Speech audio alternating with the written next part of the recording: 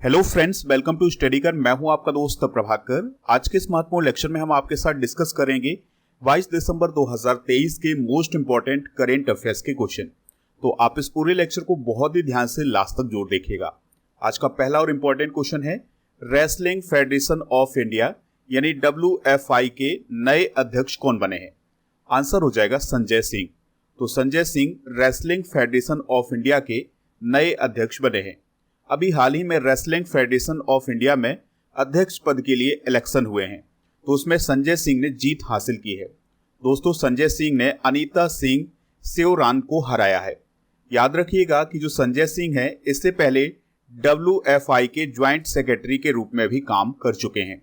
अब सवाल आता है कि संजय सिंह ने अध्यक्ष के रूप में किसका स्थान लिया है?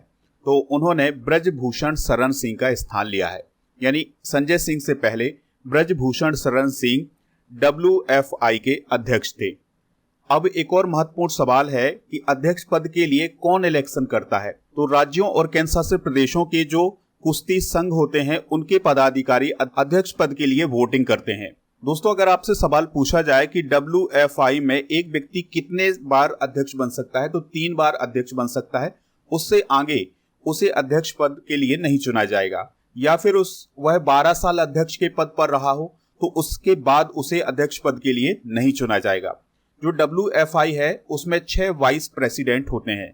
देखिए, कुछ समय पहले एक महत्वपूर्ण घटना घटित हुई थी कि जो यूनाइटेड वर्ल्ड रेसलिंग है यानी UWW है, उसके द्वारा भारतीय कुश्ती संघ की सदस्यता को रद्द किया गया था। यहाँ पर 2 प्रमुख संघों की बात आई है, यानी यूनाइटेड वर्ल्ड रेसलिंग की और भारतीय कुश्ती संघ की। तो अगर हम बात करें यूनाइटेड वर्ल्ड रेसलिंग की, तो इसका गठन 1912 में हुआ था। इसका मुख्यालय है लॉजेन, स्विट्जरलैंड में। इसे लुसाने भी बोलते हैं। सदस्य हैं 176, अध्यक्ष हैं नैनाद लालोविच। भारतीय कुश्ती संघ की बात करें तो इसकी स्थापना 27 जनवरी 1967 को हुई थी। इसका मुख्यालय नई दिल्ली में है। देखिए दोस्तों, यहाँ पर खेल से रिलेटेड अध्यक्ष की बात आई है, तो खेल संस्थाओं के अध्यक्ष डिस्कस कर लेते हैं।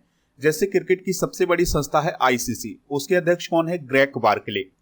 फिर है अंतरराष्ट्रीय हॉकी महासंघ यानी FIH, इसके अध्यक्ष कौन है? तैयब इकराम। हॉकी इंडिया के अध्यक्ष कौन है? दिलीप तिर्की। फीफा के अध्यक्ष कौन है? गियानी इन्फेंटिनो। अखिल भारतीय फुटबॉल महासंघ के अध्यक्ष कौन है? कल्याण चौबे। भारतीय ओलंपिक संघ के अध्यक्ष कौन है? PT उषा। राष्ट्रीय क्रिकेट अकादमी के अध्यक्ष कौन है? VVS Laxman. Table tennis federation of India की अध्यक्ष कौन है? मेघना अहलावत। तो ये हैं खेल संस्थाओं के अध्यक्ष। आप इस पूरे लेक्चर को बहुत ही ध्यान से लास्ट तक देखिएगा। लास्ट में आपसे एक क्वेश्चन पूछा जाएगा जिसका आंसर कमेंट बॉक्स में देना है। चैनल पर अगर आप पहली बार आए हैं तो सब्सक्राइब कर लें, बेल आइकन भी दबा लें, जिससे आपको समय पर सबसे पहले नोटिफिकेशन मिल सकेगा। PDF के लिए आप हमारे टेलीग्राम चैनल को ज्वाइन कर लीजिएगा। स्टडी कर ऑफिशियल आपको टेलीग्राम पर सर्च करना है तो हमारा चैनल मिल जाएगा, और उसको ज्वाइन करेंगे तो आपको PDF भी मिल जाएगा। इसके अलावा आप हमारे ऐप को भी डाउनलोड कर सकते हैं। इसका लिंक डिस्क्रिप्शन बॉक्स में दिया गया है, या फिर आप इसे प्ले स्टोर से भी प्राप्त कर सकते हैं। ऐप पर दोस्तों आपको कुछ महत्वपूर्ण PDF मिल जाएंगी, जैसे मंथली करेंट अफेयर्स की PDF दोनों माध्यम में, यानी हिंदी इंग्लिश दोनों माध्यम में, लूसेंट किंग सीरीज की PDF और टॉपिक वाइज करेंट अफेयर्स की PDF, मैराथन क्लास की PDF, ये सभी PDF आपको वहां पर मिल जाएंगी। इसके अलावा जो ई बुक है ये आपको दोनों माध्यम में मिल जाएगी, यानी हिंदी और इंग्लिश दोनों माध्यम में। तो इन सभी को प्राप्त करने के लिए ऐप को जरूर डाउनलोड करें। नेक्स्ट क्वेश्चन है, किस राज्य में निमोनिया से निपटने के लिए सांस अभियान 2023-24 शुरू किया गया है? आंसर हो जाएगा मणिपुर। तो मणिपुर के हेल्थ मिनिस्टर हैं डॉक्टर सपम रंजन सिंह। तो उनके द्वारा इम्फाल में सांस अभियान 2023-24 शुरू किया गया है। अब यहाँ पर बात आ रही है सांस की। तो सांस का फुल फॉर्म क्या होता है? Social awareness and action to neutralize pneumonia. तो ये फुल फॉर्म आपसे एग्जाम में भी पूछा जा सकता है। एक और महत्वपूर्ण सवाल बनता है कि सांस अभियान किस रोग से संबंधित है? तो ये निमोनिया से संबंधित है। इसको लागू कौन करता है? तो भारत के जितने राज्य हैं और केंद्र शासित प्रदेश हैं, वहां पर यह सांस अभियान लागू किया जाता है। दोस्तों, इसका लक्ष्य क्या है? तो निमोनिया के कारण होने वाली बाल मृत्यु दर को कम करना, यानी कि निमोनिया के कारण जो बच्चों की मृत्यु हो जाती है उसको कम करना इस सांस अभियान का प्रमुख उद्देश्य है। बात आ रही है यहाँ पर निमोनिया की। तो निमोनिया की अगर हम बात करें तो न्यूमोकोकल निमोनिया जो है वो स्ट्रेप्टोकोकस निमोनिया के कारण फैलता है, जो कि एक बैक्टीरिया है। और दोस्तों, निमोनिया वायरल, बैक्टीरियल या फंगल संक्रमण के कारण फैलता है। दोस्तों, आपसे एग्जाम में क्वेश्चन पूछा जा सकता है कि निमोनिया हमारे शरीर के किस अंग को प्रभावित करता है? तो यह फेफड़ों को प्रभावित करता है, यानी निमोनिया फेफड़ों की बीमारी है। तो फेफड़ों में वायु की थैली, जिसे हम एल्वियोली बोलते हैं, तो उसमें सूजन आ जाती है निमोनिया में। और दोस्तों, और जो एल्वियोली है इसमें तरल पदार्थ भर जाता है, तो इस प्रकार की प्रॉब्लम होती है। और इस प्रकार की प्रॉब्लम बच्चों में अधिक होती है और इसके कारण बच्चों की मृत्यु भी हो जाती है। तो ये काफी खतरनाक बीमारी मानी जाती है। देखिए, भारत सरकार के द्वारा एक लक्ष्य भी निर्धारित किया गया है। तो भारत सरकार का लक्ष्य है 2025 तक बच्चों में निमोनिया से होने वाली मौतों को प्रति 1000 जीवित बच्चों पर 3 से कम करना। यानी कि अगर 1000 जीवित बच्चे हैं तो उनमें निमोनिया से होने वाली जो मौतें हैं वो 3 से कम हो। ये भारत सरकार का 2025 तक का लक्ष्य है। बात आई है मणिपुर की। तो मणिपुर की कैपिटल क्या है? इम्फाल। राज्यपाल कौन है? सुश्री अनुसुईया उइके। मुख्यमंत्री कौन है? एन बीरेन सिंह, जो कि बीजेपी पार्टी से रिलेटेड है। मणिपुर की स्थापना कब हुई थी? 1 जनवरी 1972 को। मणिपुर में एक बहुत ही महत्वपूर्ण झील है जो कि कई बार एग्जाम में पूछी गई है, लोकटक झील। तो दोस्तों, यह मणिपुर के विष्णुपुर जिले में स्थित है और यह विश्व की एकमात्र झील है जिसे तैरती झील के नाम से जाना जाता है। तो तैरती झील का नाम क्या है? लोकटक झील। और यह झील किस राज्य में है? मणिपुर में। दोस्तों, यहां पर आप मैप देख सकते हैं। तो मणिपुर जो है वो नॉर्थ ईस्ट इंडिया का एक राज्य है और यहां पर आप इसकी लोकेशन देख सकते हैं। अब सवाल आता है, मणिपुर की जो सीमा है वो किन किन राज्यों से लगती है? तो पहला है नागालैंड, दूसरा है असम और तीसरा राज्य है मिजोरम। मणिपुर की सीमा किस देश से लगती है? तो आंसर हो जाएगा म्यांमार। तो ये सभी पॉइंट आप नोट कर लीजिएगा। नेक्स्ट क्वेश्चन है, हिंदी भाषा में साहित्य अकादमी पुरस्कार किसे दिया गया है? तो यह पुरस्कार संजीव को दिया गया है। तो अभी हाल ही में साहित्य अकादमी पुरस्कार की घोषणा की गई है। तो इसमें संजीव को हिंदी भाषा में साहित्य अकादमी पुरस्कार दिया गया है। किस रचना के लिए दिया गया है? तो मुझे पहचानों के लिए दिया गया है। अंग्रेजी भाषा की बात करें तो नीलम शरण गौर को इस बार साहित्य अकादमी पुरस्कार दिया गया है और उनकी रचना रेक्यूम इन रागा जानकी के लिए यह पुरस्कार दिया गया है। दोस्तों, 2023 के लिए 9 कविता संग्रह, 6 उपन्यास, 5 कहानी संग्रह, 3 निबंध और 1 आलोचना को शामिल किया गया है। साहित्य अकादमी पुरस्कार 2023 के विजेता डिस्कस कर लेते हैं। तो दोस्तों, आप उनकी जो रचनाएं हैं वो आप स्क्रीनशॉट ले लीजिएगा और इनको नोट कर लीजिएगा। बाकी यहाँ पर हम विजेता डिस्कस करेंगे कि किसको किस भाषा में साहित्य अकादमी पुरस्कार दिया गया है। तो सबसे पहले बात करते हैं विजय वर्मा की। तो इन्हें डोंगरी में, विनोद जोशी को गुजराती में, सौरोख खैबम गंभिनी को मणिपुरी में, आशुतोष परिडा को उड़िया में, स्वर्णजीत सभी को पंजाबी में, गजय सिंह राजपुरोहित को राजस्थानी में, विनोद आसुदानी को सिंधी में और अरुण रंजन मिश्र को संस्कृत में। ये काफी इंपॉर्टेंट हो जाएगा संस्कृत वाला। और स्वप्नमय चक्रवर्ती को बांग्ला में, कृष्णात खोत को मराठी में, राजशेखरन को तमिल में, प्रणब ज्योति डेका को असमिया में, नंदेश्वर देमारी को बोडो में, तारासीन बाशकी को संताली में, प्रकाश एन परयनकार को कोंकणी में और टी पतंजलि शास्त्री को तेलुगु भाषा में साहित्य अकादमी पुरस्कार दिया गया है। इसी प्रकार से लक्ष्मीसा तोलपड़ी को कन्नड़ में और बाशुकीनाथ झा को मैथिली में, युद्धवीर राणा को नेपाली में और आलोचना के लिए मलयालम लेखक ईवी रामकृष्णन को पुरस्कृत किया गया है। इसके अलावा उर्दू की अगर हम बात करें तो सादिका नवाब शहर को उनके उपन्यास राजदेव की अमराई को उर्दू भाषा का साहित्य पुरस्कार दिया गया है। बात कर लेते हैं साहित्य अकादमी पुरस्कार की। तो इसको कब स्थापित किया गया था? 1954 में। कितनी भाषाओं में साहित्य अकादमी पुरस्कार दिया जाता है? तो 24 भाषाओं में। 24 भाषाएं कौन कौन सी हैं? तो 22 भाषाएं वो भाषाएं हो जाएंगी जो हमारे भारतीय संविधान की 8वीं अनुसूची में है और इसके अलावा अंग्रेजी और राजस्थानी। तो इस प्रकार से 24 भाषाएं हो जाती हैं। और यह जो साहित्य अकादमी पुरस्कार है यह ज्ञानपीठ पुरस्कार के बाद दूसरा सबसे बड़ा साहित्यिक सम्मान है। साहित्य अकादमी पुरस्कार के पहले विजेता कौन थे? R.K. नारायण। नेक्स्ट क्वेश्चन है, प्रथम विश्व ओडिया भाषा सम्मेलन का आयोजन कहाँ किया जाएगा? आंसर हो जाएगा भुवनेश्वर में। तो दोस्तों, उड़ीसा की कैपिटल है भुवनेश्वर, तो वहां पर पहला विश्व ओडिया भाषा सम्मेलन आयोजित किया जाएगा। और ये कब आयोजित किया जाएगा? तो फरवरी 2024 में। कौन इसमें शामिल होगा? तो पूरे राज्य के जो छात्र हैं वो इसमें शामिल होंगे। दोस्तों, इस सम्मेलन का उद्देश्य क्या होगा? तो युवाओं के बीच उड़िया भाषा को बढ़ावा देना इसका प्रमुख उद्देश्य होगा। दोस्तों, याद रखिएगा कि उड़िया भाषा जो है वो उड़ीसा राज्य की राजभाषा भी है। 2023 के कुछ प्रमुख सम्मेलन डिस्कस कर लेते हैं। तो विश्व निवेश सम्मेलन अभी हाल ही में नई दिल्ली में आयोजित किया गया है। जैव ऊर्जा शिखर सम्मेलन नई दिल्ली में, वैश्विक बौद्ध शिखर सम्मेलन नई दिल्ली में, G20 शिखर सम्मेलन कहाँ हुआ था? नई दिल्ली में। 7वां अंतर्राष्ट्रीय धर्म धम्म सम्मेलन ये भोपाल में हुआ था। ब्रिक्स शिखर सम्मेलन 2023 जोहान्सबर्ग साउथ अफ्रीका में हुआ है।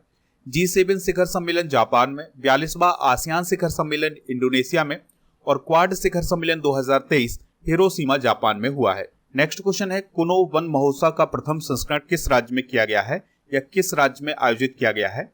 आंसर हो जाएगा मध्य प्रदेश में। तो दोस्तों आपको याद होगा कुनो नेशनल पार्क, तो कुनो नेशनल पार्क कहाँ है? मध्य प्रदेश में। तो मध्य प्रदेश के श्योपुर जिले में है कुनो नेशनल पार्क, जो कि चीतों के लिए फेमस है। तो अगर आपसे क्वेश्चन पूछा जाए कि भारत का एकमात्र ऐसा नेशनल पार्क जहां पर चीते पाए जाते हैं, आंसर हो जाएगा कुनो national park.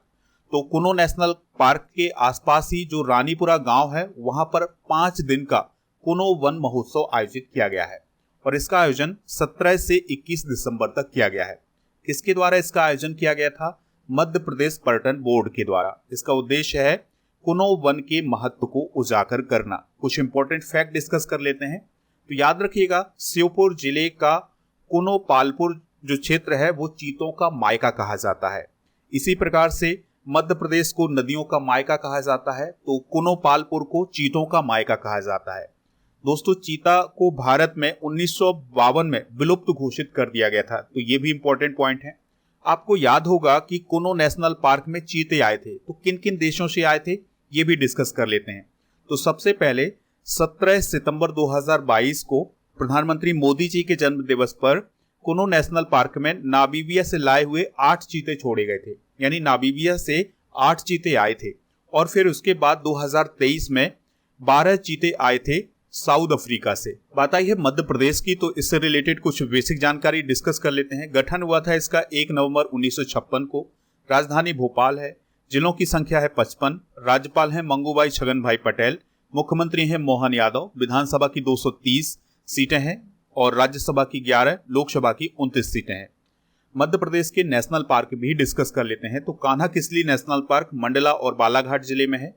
Madhav national park Shivpuri में, बांधवगढ़ उमरिया में, जीवाश्म राष्ट्रीय उद्यान डिंडोरी में, वन विहार राष्ट्रीय उद्यान भोपाल में, संजय डुबरी राष्ट्रीय उद्यान सीधी में, पन्ना राष्ट्रीय उद्यान पन्ना और छतरपुर में फैला हुआ है, सतपुड़ा राष्ट्रीय उद्यान होशंगाबाद में, पैंच राष्ट्रीय उद्यान सिवनी एवं छिंदवाड़ा में, ओमकारेश्वर राष्ट्रीय उद्यान खंडवा में, डायनासोर जीवाश्म राष्ट्रीय उद्यान धार में और कुनो नेशनल पार्क ये श्योपुर में स्थित है। तो ये है मध्य प्रदेश के नेशनल पार्क। नेक्स्ट क्वेश्चन है, रक्षा मंत्रालय ने Mazagon dockyard ship builders limited के साथ कितने अपतटीय गश्ती जहाजों की खरीद के लिए अनुबंध किया है?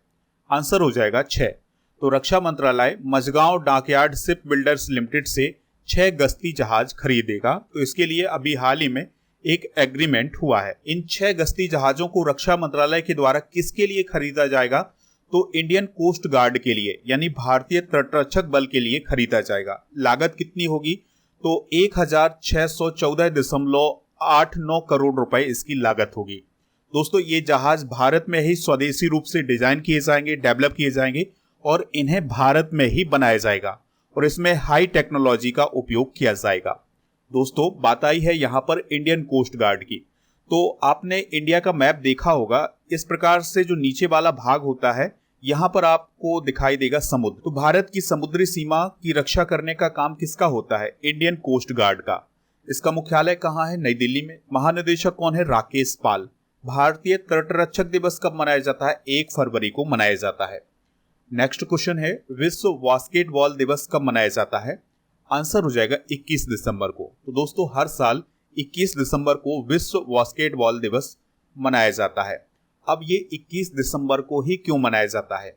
क्योंकि 21 दिसंबर 1891 को डॉक्टर जेम्स नाई स्मिथ के द्वारा बास्केटबॉल का आविष्कार किया गया था। तो इसी की याद में यह दिवस 21 दिसंबर को मनाया जाता है। संयुक्त राष्ट्र के द्वारा 25 अगस्त 2023 को विश्व बास्केटबॉल दिवस घोषित किया गया था।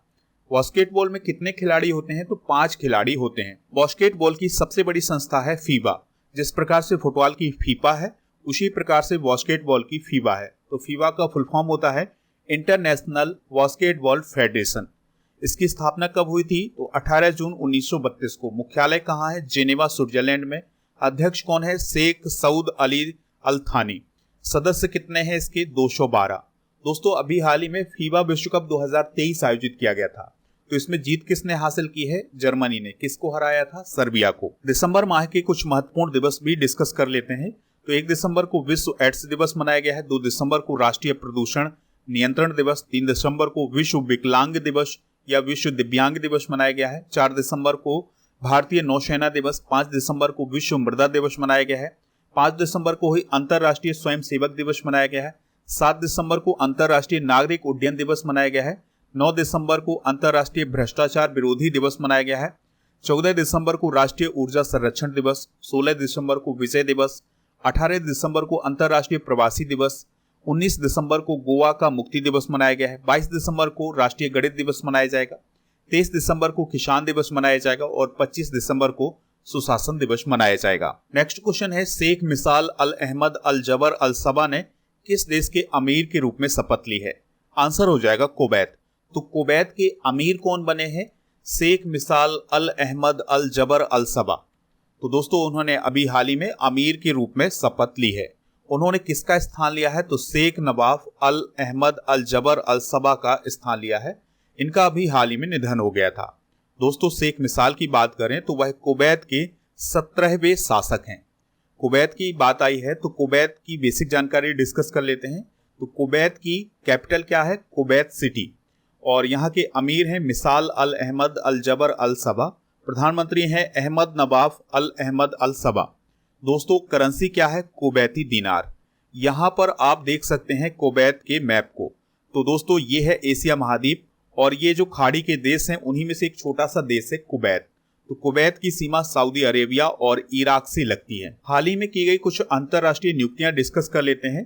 तो अब्देल फतह अल सीसी मिस्र के राष्ट्रपति बने हैं। डोनाल्ड टस्क पोलैंड के प्रधानमंत्री बने हैं। एंड्री राजोएलिना मेडागास्कर के राष्ट्रपति बने हैं। क्रिस्टोफर लक्सन न्यूजीलैंड के प्रधानमंत्री बने हैं। जेवियर माइली ये अर्जेंटीना के राष्ट्रपति बने हैं। ये जो आप देख पा रहे हैं ये हैं जेवियर माइली।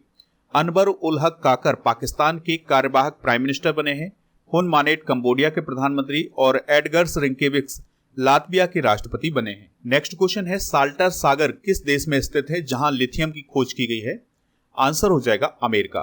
तो साल्टन सागर जो है अमेरिका में स्थित है और वहीं पर अभी हाल ही में लिथियम की खोज की गई है। तो दोस्तों अमेरिका का जो कैलिफोर्निया राज्य है उसकी सबसे बड़ी झील है साल्टन सागर। तो वहां पर लिथियम की खोज की गई है और इसकी कीमत बताई जा रही है $540 बिलियन की। दोस्तों इस लिथियम के भंडार से 382 मिलियन से अधिक इलेक्ट्रिक वाहनों के लिए बैटरी की आपूर्ति की जा सकती है। अगर हम बात करें लिथियम की तो लिथियम एक अलोह धातु है। इसका उपयोग मोबाइल, लैपटॉप, इलेक्ट्रिक वाहन और अन्य चार्जेबल बैटरी बनाने में किया जाता है। यानी कि जो मोबाइल, लैपटॉप की बैटरी होती है और इलेक्ट्रिक वाहनों की जो बैटरी होती है ये सभी किससे बनाई जाती हैं? लिथियम से बनाई जाती हैं। लिथियम दुनिया की सबसे हल्की और मुलायम धातु मानी जाती है। याद रखिएगा कि चिली और ऑस्ट्रेलिया देश में सबसे अधिक लिथियम पाया जाता है। एक और महत्वपूर्ण पॉइंट है, आपसे क्वेश्चन पूछा जा सकता है कि लिथियम ट्रायंगल में कौन कौन से देश आते हैं? तो अर्जेंटीना, चिली और बोलिविया ये तीनों देश मिलकर के लिथियम ट्रायंगल बनाते हैं। ये आप देख सकते हैं, ये है बोलिविया, ये है चिली और ये है अर्जेंटीना।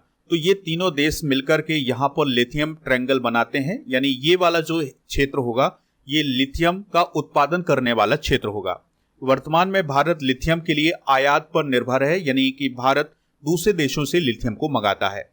भारत में पहली बार जम्मू संभाग के रियासी जिले में 59 लाख टन लिथियम के भंडार मिले हैं। तो ये काफी इंपॉर्टेंट पॉइंट हो जाएगा। आज का अंतिम प्रश्न है, पुरुष वर्ग में ITF विश्व चैंपियन का खिताब किसने जीता है?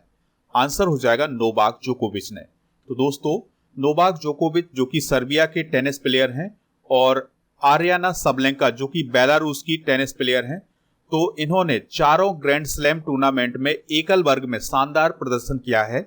इसके लिए उन्हें अंतर्राष्ट्रीय टेनिस महासंघ यानी इंटरनेशनल टेनिस फेडरेशन के द्वारा 2023 के लिए विश्व चैंपियन पुरस्कार दिया गया है। चलिए अब कल के करंट अफेयर्स को एक बार रिवाइज कर लेते हैं, फिर इसके बाद जनरल नॉलेज के पिटारे को डिस्कस करेंगे। लास्ट में पूछेंगे आपसे क्वेश्चन जिसका आंसर कमेंट बॉक्स में देना है। तो कल का पहला क्वेश्चन था, डॉक्टर पूनम खेत्रपाल सिंह को किस देश के द्वारा national order of merit gold medal से सम्मानित किया गया है? भूटान। मेजर ध्यानचंद खेल रत्न पुरस्कार 2023 किसे प्रदान किया गया है? तो चिराग शेट्टी और सात्विक साईराज रंकी रेड्डी को। भारत में सबसे बड़ी अर्थव्यवस्था वाला राज्य कौन बना है? Maharashtra. National geo science data repository portal किसने लॉन्च किया है? प्रहलाद जोशी ने। एक साल में 100 मिलियन यात्रियों तक पहुंचने वाली पहली भारतीय एयरलाइन कौन बनी है? इंडिगो। जल महोत्सव 2023 कहां शुरू हुआ है? खंडवा में। एसबीआई का बाजार पूंजीकरण बढ़कर कितना हो गया है? 6 ट्रिलियन रुपए। FIH best player of the year किसे चुना गया है? हार्दिक सिंह को। लीफ एरिक्सन लूनर पुरस्कार किसे दिया गया है? इसरो को। जेल महानिदेशक के रूप में किसने पदभार संभाला है? महेश्वर दयाल ने। आज के जनरल नॉलेज के पिटारे में हम विश्व की प्रमुख जनजातियों के तीसरे पार्ट को डिस्कस करेंगे। देखिए दोस्तों, हमारी कोशिश ये होती है कि अगर किसी टॉपिक को उठाया जाए या जनरल नॉलेज के पिटारे में शामिल किया जाए तो जब तक वो पूरा टॉपिक खत्म नहीं हो जाता है अगला टॉपिक स्टार्ट नहीं करते हैं। तो ये थर्ड पार्ट है विश्व की प्रमुख जनजातियों का। तो कैमसीन जनजाति साइबेरिया रसिया में पाई जाती है, सेमांग जनजाति मलेशिया में, बेदा श्रीलंका में, आइनू जापान में, नार्डिक पाई जाती है स्वीडन, डेनमार्क और नॉर्वे में, और फ्लेमिश जनजाति पाई जाती है बेल्जियम में, माओरी जनजाति न्यूजीलैंड में, ब्लैक फैलो जनजाति पाई जाती है ऑस्ट्रेलिया में। तो ये हैं दोस्तों विश्व की कुछ प्रमुख जनजातियां। कल के करंट अफेयर्स में पूछा गया था, सात्विक साईराज रंकी रेड्डी का संबंध किस खेल से है? आंसर हो जाएगा बैडमिंटन। तो लगभग सभी लोगों ने इसका आंसर बैडमिंटन बताया हुआ है। तो दोस्तों इसी प्रकार से आपसे जो क्वेश्चन पूछा जाए उसका आंसर आप कमेंट बॉक्स में जरूर बताइएगा। आज का क्वेश्चन है, लोकटक झील किस राज्य में है? जो भी इसका राइट आंसर हो कमेंट बॉक्स में जरूर बताएं, हमें इंतजार रहेगा आपके आंसर।